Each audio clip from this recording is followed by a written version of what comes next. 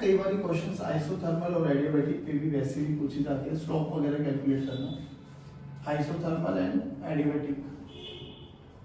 अच्छा, दोनों में बेसिक डिफरेंस तो पता है ना? Yes yes. Isothermal temperature constant, delta T 0, तो U 0, done. Adiabatic heat exchange 0, Q constant हाँ है ना, यस सर। या डेल्टा Q 0,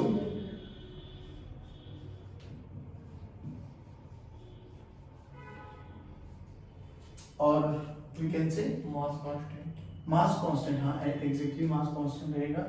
अच्छा, अब सुनो मेरी बात, ये जो आइसोथर्मल होता है ना, इसमें हमारे पास वो लगाओ first law dq this is equal to du plus, तो अपन बोल सकते हैं कि यहाँ पे dq किसके बराबर है, ठीक है भाई, और यहाँ पे लगाओ dq this is equal to du plus dw, जो कि dq 0 है, तो अपन बोल सकते हैं dw is negative of du। अच्छा, हम फिजिक्स में work done by the system positive लेके चलेंगे और work done on the system negative रहेगा। अब थोड़े चेंजेस देखो, आइसोथर्मल को स्लो प्रोसेस भी बोला जाता है, वेरी स्लो प्रोसेस, क्योंकि अगर टेम्परेचर को कांस्टेंट रखना है तो हीट को पूरा टाइम, मतलब कंडक्टिंग वॉल्स होनी चाहिए, परफेक्टली कंडक्टिंग वॉल्स, और हीट को सफिशिएंट टाइम मिलना चाहिए कि भाई वो सराउंडिंग में लॉस्ट हो जाए, तभी जाके टेम्परेचर कांस्टेंट रहेगा। तो it's a very slow process. ये सडन प्रोसेस होते हैं, जैसे टायर का बर्स्ट हो जाना है ना, ये सडन प्रोसेस होती है। इनको थोड़ा समझने की कोशिश करो कि रियलिटी में हुआ क्या। टेम्परेचर को कांस्टेंट रखना है तो dq this is equal to dw, बोले तो क्या कि अगर हम बात करें कि हमारे पास एक सिलेंडर है, हाँ, उसमें हमने एक पिस्टन लगाया, इसमें गैस है, ठीक, परफेक्ट। अब अगर हम क्या करें बच्चों कि देखो, अगर हम बात करें कि इसके टेम्परेचर को कांस्टेंट रखना है, टेम्परेचर को कांस्टेंट रखना है, तो क्या किया जाए, इसमें जो भी हीट देंगे हम लोग, हाँ, हीट अगर हम देंगे तो वो सारी की सारी हीट किस में जाएगी, उसके वर्क डन में। इंटरनल एनर्जी में कोई चेंज, क्योंकि अगर इंटरनल एनर्जी में चेंज आ गया तो टेम्परेचर का चेंज हो जाएगा, टेम्परेचर का चेंज हो गया तो डेल्टा यू हो जाएगा, फिर आइसोथर्मल प्रोसेस तो रहेंगे, बात समझ में। तो इसमें जितना भी कार्य होगा, जितना भी हम अमाउंट ऑफ एनर्जी देंगे, वो अमाउंट ऑफ एनर्जी सारी की सारी किस में जाएगी, उसके वर्क डन को करने में। और ये बहुत स्लो प्रोसेस है, तो ये चीज समझ में भी आनी चाहिए कि जैसे जैसे हम इसको अमाउंट ऑफ हीट देंगे ना, इतना स्लो प्रोसेस है कि जो पिस्टन है ना, ये एकदम एब्रप्टली ऊपर या नीचे होता हुआ दिखाई नहीं देगा, बहुत धीरे धीरे धीरे धीरे धीरे धीरे इंक्रीज होगा। क्योंकि अगर एब्रप्टली इंक्रीज हो गया तो इसका मतलब क्या है, वॉल्यूम बढ़ी, वॉल्यूम बढ़ी तो प्रेशर कम हुआ, प्रेशर कम हुआ तो टेम्परेचर चेंज हुआ। जाहिर बात है टेम्परेचर चेंज हो सकता है उस केस में। जैसे कि इसके बारे में बात करें, हमने बोला dw this is equal to minus times of du। इसका मतलब क्या समझे आप लोग, जैसे हम लोगों ने ऐसे समझ कि इस पे हमने कुछ वेट लगाए हुए हैं, हाँ, कुछ वेट है इस पर, हमने कुछ मास रख दिया, और प्योर एडियाबैटिक प्रोसेस है। जैसे इस वेट को हटाएंगे तो ये एक्सपेंड करेगा जरूर। ये एक्सपेंड किया किसके कारण, इंटरनल एनर्जी, इंटरनल एनर्जी का यूज करके इसने वर्क डन किया, इंटरनल एनर्जी का यूज करके इसने वर्क डन किया, तो work done by the gas हुआ नहीं, तो work done by the gas कैसे हुआ, पॉजिटिव। अगर work done by the gas positive है तो चेंज इन इंटरनल एनर्जी कैसा रहा, नेगेटिव। नेगेटिव कब आएगा, जब टेम्परेचर बढ़ेगा या घटेगा, बढ़ेगा, टेम्परेचर घट रहा होगा, क्यों, अच्छा ऐसा भी है। du क्या होता है, nr delta f/2 nr delta t। Delta t negative कब आएगा, जब फाइनल टेम्परेचर ज्यादा होगा, फाइनल टेम्परेचर, तो टेम्परेचर घटा या बढ़ा, घट रहा होगा, और इसलिए घटेगा, इसमें क्या सोचने वाली बात है भाई। एक बात बताना, मैंने अपनी एनर्जी का यूज करके कार्य किया है, तो आपकी एनर्जी माइनस में आएगी। तो इंटरनल एनर्जी बढ़ी घटी। और इंटरनल एनर्जी किस पर डिपेंडेंट कर रही है? F/2 and R, सारी चीजें कांस्टेंट है। फर्क किस में आएगा? डेल्टा टी नहीं, ऐसा नहीं। और नहीं आगे पक्का श्योर। तो ये चीजें रिप्रेजेंट करती है। तो ये इतना सरल प्रोसेस होता है कि अगर इसको प्रोसेस में हीट एक्सचेंज का समय मिल गया, हीट एक्सचेंज होने नहीं देंगे, तो क्या होगा कि जो भी हम लोग बात क्या करेंगे हम लोग कि जितना भी इसने ऐसा मान के चलो इंटरनल एनर्जी का इसने यूज करके वर्क डन किया, work done by the system हुआ, दैट इज पॉजिटिव। तो चेंज कितना है? नेगेटिव। मैं इस पे और वेट लगाता जा रहा हूं। वेट लगाने का मतलब मैंने मैकेनिकल वर्क किया है। वो मैकेनिकल वर्क करने से क्या हुआ? कंप्रेस हुआ। तो work done on the system, negative positive. तो du कैसा है? पॉजिटिव। तो टेम्परेचर बढ़ा, यानी एक्सपेंड कर रहा होगा तो वॉल्यूम बढ़ेगी, प्रेशर कम होगा, टेम्परेचर भी कम होगा। दब रहा होगा, कंप्रेस कर रहे होंगे तो वॉल्यूम कम हो रही होगी, प्रेशर बढ़ेगा, टेम्परेचर बढ़ेगा। बट ये तो इनका एक्सपेंड होना और कॉन्ट्रैक्ट होना ये बहुत तेज प्रोसेस है, क्योंकि अगर इसमें समय मिल गया, लैप्स आ गया कि भाई क्या कहते हैं उसको, हीट एक्सचेंज का समय मिल गया, तो वो प्रोसेस नहीं होंगी। It's a sudden process. बात समझ में आई? जैसे टायर, इसमें हीट चेंज का मतलब हीट एक्सचेंज का टाइम कम मिलेगा? नहीं मिलता ना। बहुत अगर स्लो प्रोसेस हो तो हीट एक्सचेंज का टाइम मिल सकता है, जैसे इसमें होता है। कैसे? जैसे एडियाबेटिक आइसोथर्मल में होता है, बहुत slow process. Melting of ice, ice का मेल्ट होना चाहिए, it's a very slow process. वो हीट को एक्सचेंज होने देता, समय लेता है। ऐसे थोड़ी ना बर्फ रखो 1 सेकंड में मेल्ट हो गया, नहीं, it will take some time. बात समझ में? तो ये अब ये जो होता है टायर का बर्स्ट होना, ये टायर का बर्स्ट देखो कैसे होता है। टायर तुमने पता नहीं तुमने कभी नोटिस किया होगा क्या होता है, जो ये आज एक्सप्रेसवे बना था ना, जब इनिशियली ये बना था तो इस पे ऐसा माना जाता था कि यहाँ पे भूतनी होती है। वो जो ये नोएडा से आगरा जाते हैं, ताज एक्सप्रेसवे है, थोड़ा सा भूतनी में फोकस करते हैं। तो ऐसा माना जाता था, ऐसा बोला जाता था कि यहाँ पे भूतनी होती है, इस पे डायन है, वो उस गाड़ी को ना पलटा देती है। बाद में साइंटिस्ट के फिजिक्स है ना, बाद में साइंटिस्ट की टीम आई, उन्होंने रिसर्च किया, तो उन्होंने देखा जो नॉर्मली हम अपनी गाड़ी में चलाते हुए टायर्स में जो हवा डलाते हैं ना, वो कितना क्या डलाते हैं। अभी कंपनी का जो रेशियो होता है वो 27 से 28 पाउंड वगैरह कुछ ऐसा होता है उनका, इतना प्रेशर रखना चाहिए 27-28 के आसपास। हम कितनी कराते हैं? 32, 33, 35। सच में ऐसा होता है। बच्चे डलवाते भी उनको पता भी होता होगा। गाड़ी का कभी भी नोटिफिकेशन देखना तो 27 से 30 मैक्सिमम होता है टायर्स में, हवा का प्रेशर इतना होना चाहिए। हम 35-36 ऐसे करा लेते हैं। वो 35-36 करा दो नहीं। अब जब टायर चलेगा, गाड़ी चलेगी तो क्या होगा? टायर गर्म होता है, गैस एक्सपेंड करती है ना। अब एक्सपेंड करते करते उसके लिए एक स्पेस चाहिए होता है। 27 से 30 वो मतलब नॉर्मली वो इतना देते हैं कि भाई 27 से 30 अगर इसमें गैस का प्रेशर होगा तो वो बढ़ के ज्यादा से ज्यादा इतना हो सकता है ना। अब होगा क्या, जब उसको एक्सपेंड करने के लिए जगह नहीं मिलती तो अल्टीमेटली होना क्या होता है? बस्ट होगा जरूर। सिमिलरली ऐसे यहाँ पर होता है। देखो साइकिल का टायर, कोई भी टायर मैं कह रहा हूँ, बस्ट होने की कंडीशन देखो ना, मतलब फुल रहा होता है तो उस पर work done by the system हुआ, तो टेम्परेचर डाउन हुआ तो वो अंदर का टेम्परेचर धीरे धीरे ठंडा होता जा रहा है। अब उसके पास समय है ही नहीं हीट को एक्सचेंज करने का, तो सडनली बस्ट करता है। तो जब भी देखे होगे ना, तो बस्ट कभी मतलब क्या ही नोटिस किया होगा, पर बस्ट करते हुए ना हवा ठंडी लगती है। वो ठंडी हवा का मतलब यही है कि उसमें सिस्टम का कार्य हो तो रहा है, बट कोई समय है ही नहीं हीट को एक्सचेंज करने का लिए, तो डेल्टा यू कम होता जा रहा है, टेम्परेचर एकदम धीरे धीरे कम होता जा रहा है। तो एकदम सडन प्रोसेस होता है बस्टिंग ऑफ टायर। ऐसे थोड़ी ना कि आराम से ऐसे। हाँ, तो ये तो कहीं भी हो सकता है। कहीं भी नहीं हो सकता, बट उसमें वो होता है ना कि वहाँ बहुत स्पीड में गाड़ी चलती है, तो गाड़ी मतलब स्पीड में जाओ, टायर बस्ट हो जाए तो पलटने के 110% चांसेस होते हैं।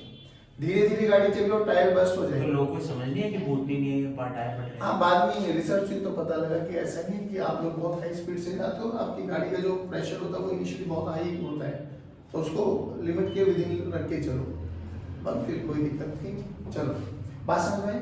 अच्छा, इसमें जो इक्वेशन थी वो इक्वेशन क्या थी बेटे हमारे पास, पी वी की पावर मतलब P V equals to constant, और जो इसमें इक्वेशन आई थी वो पी वी की power gamma this is equals to constant.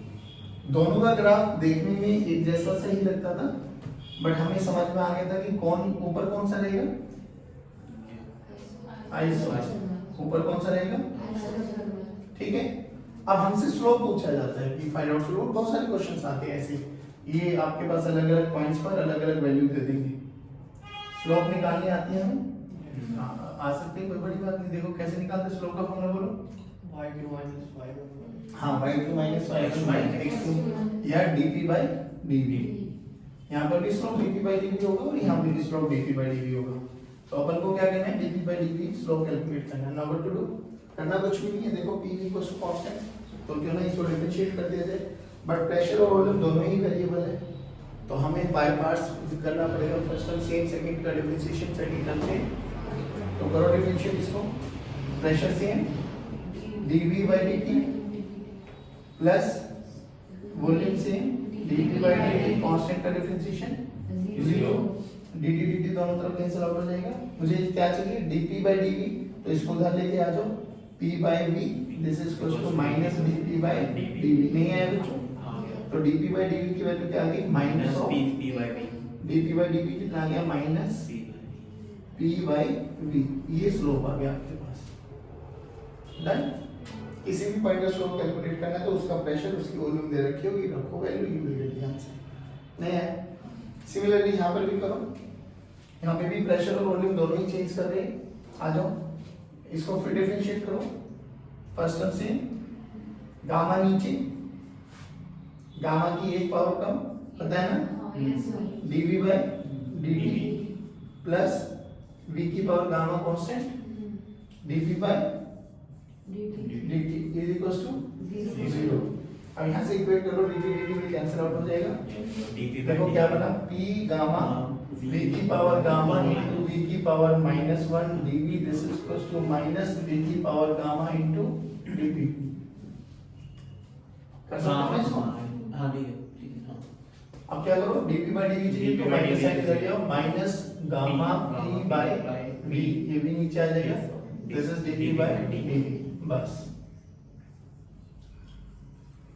और हमें ये हमने dp by dt लिख दिया, dp by dv, सॉरी, ये हमारा स्लोप आ गया दोनों केसेस में। बट ये बेसिक से क्वेश्चंस आते हैं, अगर कहीं जरूरत पड़े तो we can get it from these two results. अच्छा, अब यहाँ से हमें क्या करना है वो सुनो। हमारे पास ना एक होता है साइक्लिक प्रोसेस। साइक्लिक प्रोसेस क्या होता है, जैसे हमने देखे थे साइक्लिक ग्राफ बनाए थे, जो भी इनिशियल पोजीशन वापस आ जाता है, बिल्कुल बेसिकली अगर हम कहीं से भी स्टार्ट करेंगे तो घूम के वो इनिशियल पोजीशन आ जाए, तो वो साइक्लिक प्रोसेस होते हैं। अगर हम साइक्लिक प्रोसेस में बात करें तो हमारे जो कोऑर्डिनेट्स होते हैं, गैस के कोऑर्डिनेट्स कौन, प्रेशर, वॉल्यूम, टेम्परेचर, तो जिस भी पॉइंट से चलेंगे उसी पॉइंट पे घूम के आगे, तो अल्टीमेटली प्रेशर भी सेम, वॉल्यूम भी सेम और टेम्परेचर, यानी एक साइक्लिक प्रोसेस में जो डेल्टा टी रहेगा वो क्या रहेगा, 0, यानी इंटरनल एनर्जी। और ये याद रखो कि किसी भी साइक्लिक प्रोसेस में इंटरनल एनर्जी हमेशा 0 होती है। क्यों, क्योंकि उसी पॉइंट के कोऑर्डिनेट्स हमेशा क्या रहेंगे बाबू, सेम, P और V। मान लो ये हमारे पास ऐसा ग्राफ है, ठीक है। अभी कौन कौन से प्रोसेस हो रहे हैं तो हमें पता लगता है कि आइसोबारिक होगा, आइसोकोरिक होगा या आइसोथर्मल होगा, जो भी होगा वो हमें पता लगेगा। अब मुझे एक बात बताओ, यहाँ पे ना 2 चीजें याद रखनी है। पहली बात तो जब भी एक साइक्लिक प्रोसेस हो रहा होगा तो डेल्टा टी हमेशा 0, डेल्टा टी 0 तो इंटरनल एनर्जी हमेशा 0। पहली बात तो साइक्लिक प्रोसेस में ये होगा। दूसरी चीज, अगर हम इसमें बात करें, ध्यान रखना ये चीज, अगर y एक्सिस पे प्रेशर को बनाया गया है और x एक्सिस पर वॉल्यूम को लिया गया है और हम लोग बात कर रहे हैं क्लॉकवाइज डायरेक्शन, तो क्लॉकवाइज डायरेक्शन में वर्क डन हमेशा पॉजिटिव रहेगा। और सेम कोऑर्डिनेट्स के साथ अगर हम एंटी क्लॉकवाइज चल रहे हैं तो वर्क डन नेगेटिव। ये थोड़ा ध्यान रखना क्योंकि कई बार एग्जाम्स में ना वो एक्सेस चेंज कर देते हैं, वाई पी, तो रिवर्स हो जाएगा रिजल्ट। ठीक है, अब सोच, अगर हम बात करें इसमें, हमें इतना पता है P D V work done होता है और work done area under the curve देता था हमारे पास, जैसे कि हमने बात करी कि लोग इसी के बारे में बात कर ले। इसका वर्क डन क्या होगा, यहाँ से यहाँ तक का एरिया बना लो, तो ये ग्राफ का जो एरिया होगा यही तो वर्क डन होगा ना बच्चों, है ना। Integration of P dot dV हमें ये मिला। वहां पर देखो एक बार ध्यान से देखने वाली क्या बात है कि ये एरिया मिला हमें ए से बी का, क्योंकि ये सी है ये डी है, ए से डी और डी से बी से सी कोई वर्क डन नहीं है। बोलो क्यों? वॉल्यूम कांस्टेंट है, वॉल्यूम कांस्टेंट है तो वर्क डन जीरो। तो ए से डी में कोई वर्क डन नहीं, बी से सी में कोई वर्क डन नहीं, परफेक्ट है। ए से बी में वर्क डन किया, हाँ ये एरिया अंडर दी कर्व। अच्छा कैसे चल रहे हो? क्लॉक तो पॉजिटिव, सी से डी बोलो नेगेटिव हुआ। अब ये वाला एरिया ध्यान से देखो, चल कैसे रहे हो? तो ये बड़े वाले में से इस वाले को, जो नीले वाले में से लाल वाले को माइनस करोगे तो what will you get? Net work done. हाँ ये वाला टोटल वर्क डन। हाँ तो टोटल वर्क डन बेसिकली क्या होगा? पॉजिटिव एरिया ऑफ द, अच्छा area of the under the, नहीं बोलो of the area of the curve, ये you can say area of the cyclic curve, जो भी उसके अंदर का एरिया होगा that will be your work done. क्योंकि क्लॉकवाइज और एंटी क्लॉकवाइज का मिक्सचर होगा तो एंटी क्लॉकवाइज हमेशा नेगेटिव, क्लॉक हमेशा पॉजिटिव, अगर ये पी और बी है तो। एंड वी विल जो इस लूप के अंदर का एरिया होगा that will be your total work done. इतना समझ में आ गया? पक्की बात। अब सोचो, अब यहाँ से ना हम बात करते हैं, जैसे हमने वो कल बात की थी एडियाबेटिक प्रोसेस में वर्क डन, तो पीवी की पावर गामा डीवी किया था हमने, वहां से वर्क डन आया था। वर्क डन बताओ क्या आया था हमारे पास? 1/1 minus gamma. Oh very good. 1/1 minus gamma P final V final minus P initial, और पीवी को हम एनआरटी भी रख सकते हैं। यस तो 1/1 minus gamma NRT final minus P initial, पक्का है ना? यस। अच्छा गामा 4 हमें पता है, डाया मतलब आइसोथर्मल डाया मोनो इन सब के लिए एक ना मतलब जनरल फॉर्मूला याद करते हैं हम लोग कि हमारे पास इन चारों प्रोसेसेस के अलावा कोई भी प्रोसेस हो सकता है। जैसे कोई भी एक प्रोसेस की इक्वेशन दे दी गई है, वैसे हमें पता है पीवी कांस्टेंट है तो कौन सा है, पीवी की पावर गामा कांस्टेंट है तो कौन सा है, पी बाई टी कांस्टेंट है तो कौन सा है, पी बाई वी कांस्टेंट है तो नहीं, P by V by T constant है तो कौन सा प्रोसेस है। ये चार तो हमारे स्टैंडर्ड प्रोसेस है, बट हर केस में यही प्रोसेस आएंगे इसकी कौन गारंटी देता है? कोई भी नहीं। तो हम जनरल फॉर्मूला यूज करते हैं कि जनरल फॉर्मूला देखो वर्क डन का बेटा, जनरल प्रोसेस कोई भी प्रोसेस हो आपको यही फॉर्मूला लगाना है बस। जैसे मान लिया गया v की पावर 2 t की पावर 4, ये एक कांस्टेंट है, ठीक। कंडीशन दे दी जाएगी कि इनिशियली प्रेशर ये है ये है ये है, इसके वॉल्यूम को बढ़ाया गया, इसके टेम्परेचर को बढ़ाया गया, इसके प्रेशर को चेंज किया गया by this equation, by this process. तो प्रोसेस की इक्वेशन दे दी। अब वर्क डन कैसे निकालें? तो आपको ना एक याद करो, जैसे हमने ये देखा था पीवी की पावर गामा कांस्टेंट होता है। अब याद करो कि कोई भी पीवी की पावर एक्स ये कांस्टेंट है, बस मैंने क्या किया गामा को एक्स में कन्वर्ट कर दिया। मतलब एक्स कोई भी चीज कोई भी इक्वेशन हो सकती है, और चारों के अलावा ना कुछ भी, it may be of any, मतलब तू अपनी मर्जी से बना। अगली इक्वेशन बना ले p की पावर 2 t की पावर 3 p की पावर 4 v की power 3, it may be anything. हमें क्या करना है वो ये याद करो, इसका वर्क डन आएगा तो ये बस जहां गामा होगा वहां क्या हो जाएगा x। हमें क्या करना होगा, नंबर ऑफ मोल्स दे रखे होंगे, R पता है, टेम्परेचर चेंज हुआ तो ये वाला फॉर्मूला लगा देंगे, वॉल्यूम या प्रेशर में से कोई भी चेंज हुआ तो ऊपर वाले फॉर्मूले के साथ चले जाएंगे हम लोग, ठीक है। जो भी आपको प्रोसेस की इक्वेशन गिवन है ना, जो भी प्रोसेस की इक्वेशन है उसको आइडियल गैस इक्वेशन का यूज करके ना इस फॉर्मेट में कन्वर्ट करो, क्योंकि you have to calculate the value of x।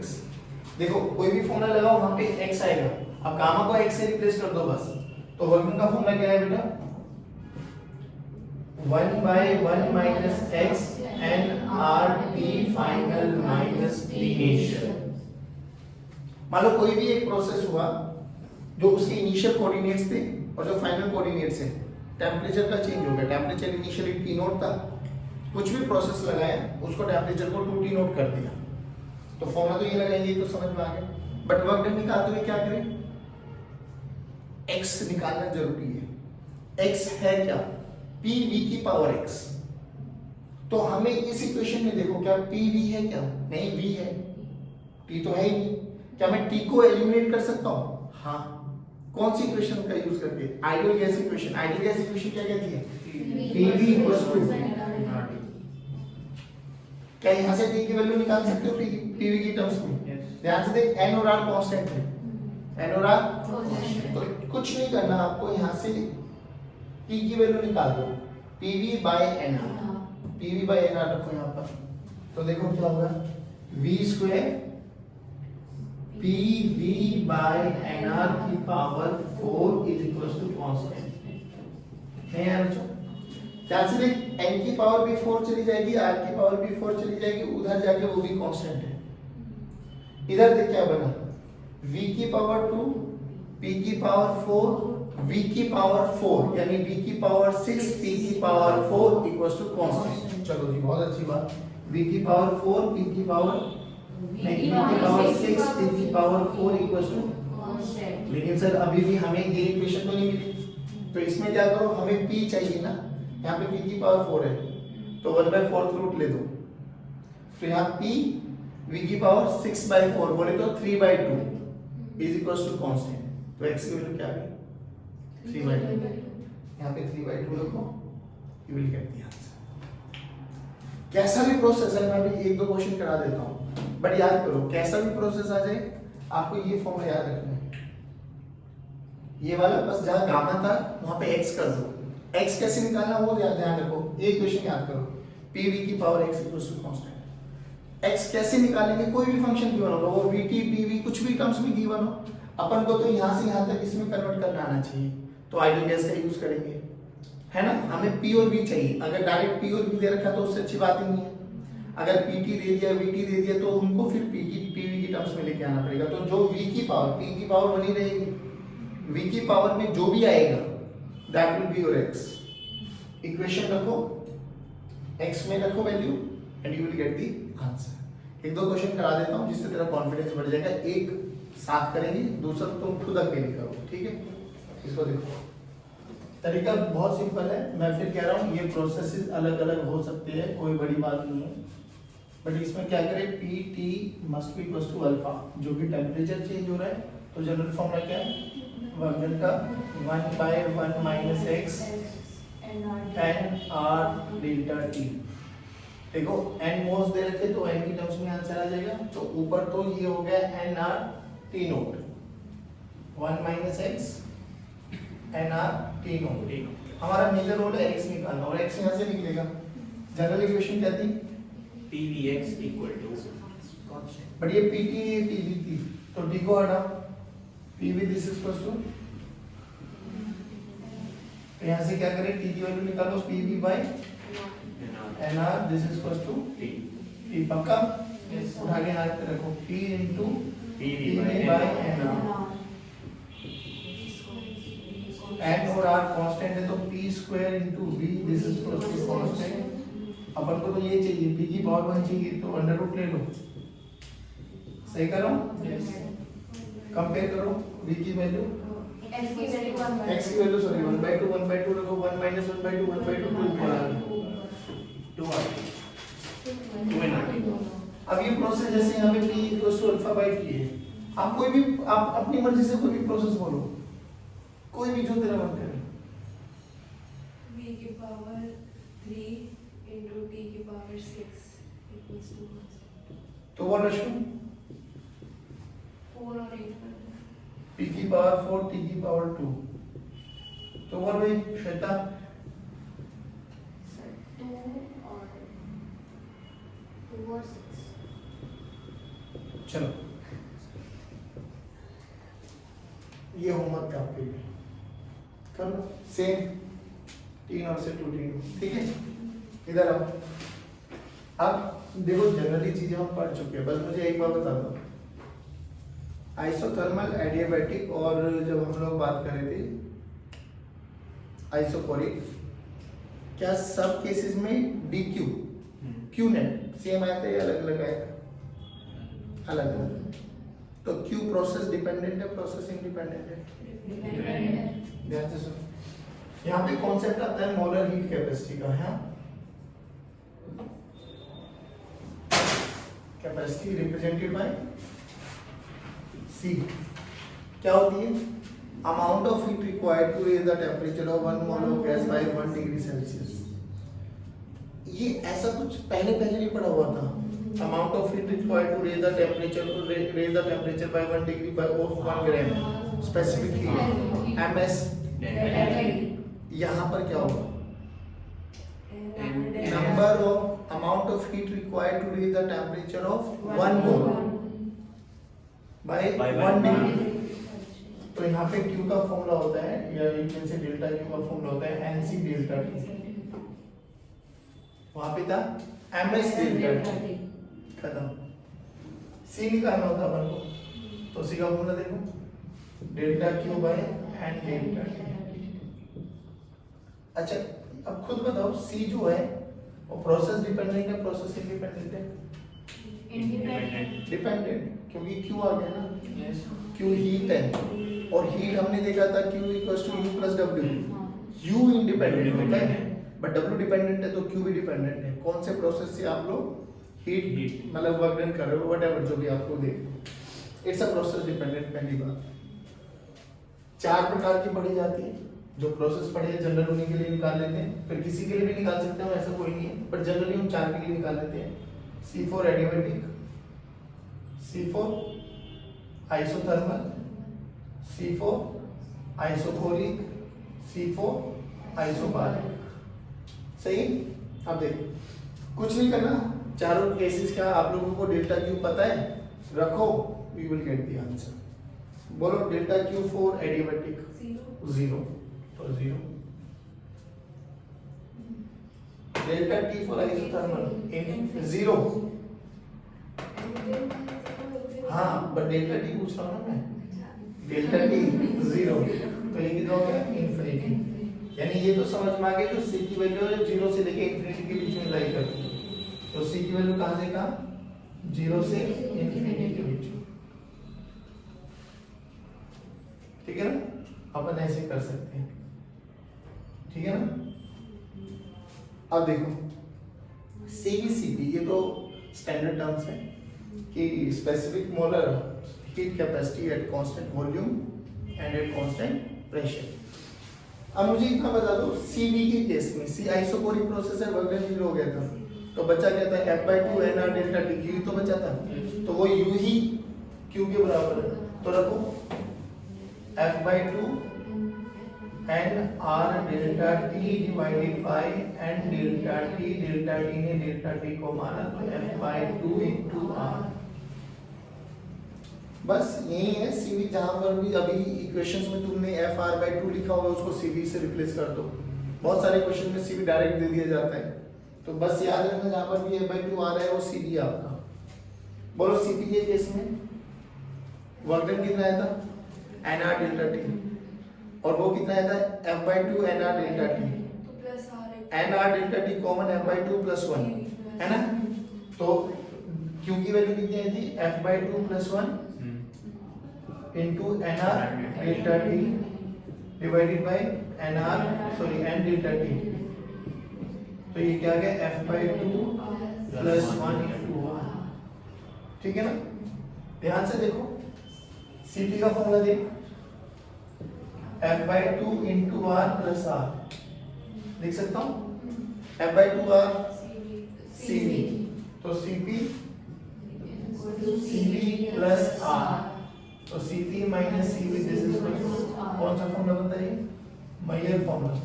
जो भी है mayor formula whatever you feel like, ये है वो मेयर फॉर्मूला। नहीं है, सिंपल सा फंडा है यार, ये याद रखो ना आप लोग, ठीक है। अब मुझे एक बार बताओ, एक बार उसका फॉर्मूला बोलो, उसका फर्स्ट लो, हाँ, delta Q this is equal to delta U plus delta W. कर सकता हूँ, कोई बड़ी बात नहीं। डेल्टा क्यू की वैल्यू को रखो एमएस डेल्टा टी, मतलब ये NC delta T, NC this is equal to f by 2 n r delta t plus p delta v, है ना? कर सकते हैं। इसमें क्या देख रहे हो तुम, ये तो वर्क डन, कोई भी प्रोसेस लेंगे ना उसका वर्क डन रख दोगे यहाँ पर। c निकालना है किसी भी प्रोसेस के लिए, तो c निकालो f by 2 n r delta t by n into delta t plus p delta v by n delta t, सही है? देखो n delta t cancel out, तो किसी भी प्रोसेस के लिए c क्या होगा, c f by 2 r c v plus p by n, है ना? हाँ, dv by dt, सही कर रहे हैं? नहीं है?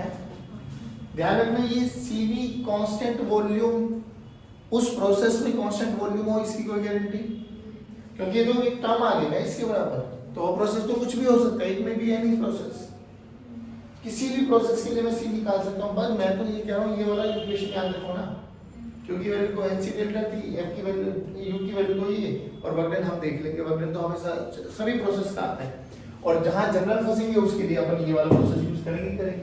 नहीं आया? अब सोच, इसी प्रोसेस के लिए अगर कोई मेरे से पूछे जाए कि C निकाल दो, नहीं निकाल सकता मैं, बिल्कुल निकाल सकता हूँ, क्या दिक्कत है? भाई ये पता लग जाना चाहिए गैस कौन सी है, मोनोटोनिक है डायटोनिक है, क्योंकि मोनो डाय पता लग गया तो है पता लग जाएगा। ये वर्क डन तो अभी भी निकाला है।